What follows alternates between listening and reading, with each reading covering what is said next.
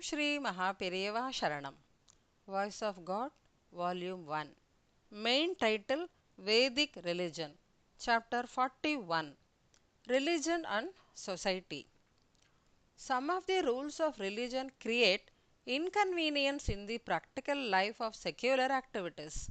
Some create difficulties in social life. Reformists mention these reasons and want to change the Shastra.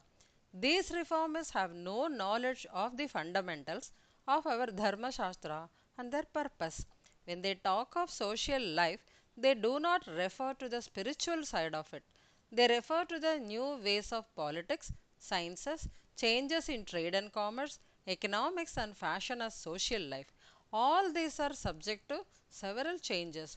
If a society has for its goal only a secular life, the rules for social life may change in relation to it.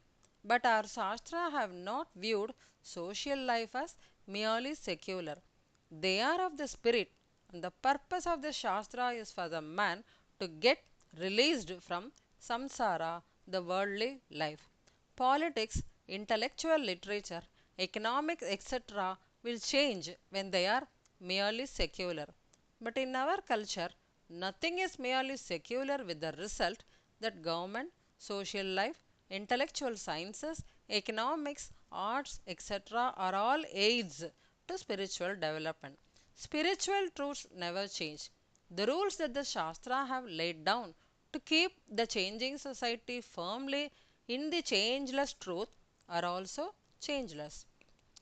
If the goal is merely secular, we can from time to time change what is needed for social life. But when the good of the soul is kept as the goal and consistent with its rules are made for secular life, the rules cannot be changed. To nourish a grievance that the rules of Dharmashastra are inconsistent with practical secular life is itself not in order. This is because the Dharma Shastra do not consider the happiness of the worldly life as important. They spell out the means to attain the happiness of the other world, even if difficulties have to be experienced in this world. Therefore, it is not fair to say that they should be changed from the point of view of worldly life. It is no use blaming the reformists. Our education system is the cause of their line of thinking. In other countries, there is no conflict between religion and the system of education. Unfortunately, in our country, the schools which were started in British times took shape without any link with religion. Everybody had to rush to this education for the sake of living. Since right from childhood, there was deep involvement in foreign methods without any connection with our own Shastra. There was no scope for attachment to or faith in ancient Shastra.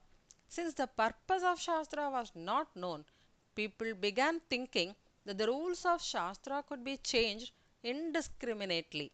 From the beginning, our children are fed with such statements as Puranas are a bundle of lies and Shastras help develop blind faith. How can they develop attraction to our religious observances and disciplines? Right from childhood, their belief in God and religion should be developed. Children should be put and trained in the company of highly disciplined people to follow the religious observances without fail and live a life of high quality. The faith should be created in them that the literature which the rishis have given out of their experience are the ones which show the way to self development.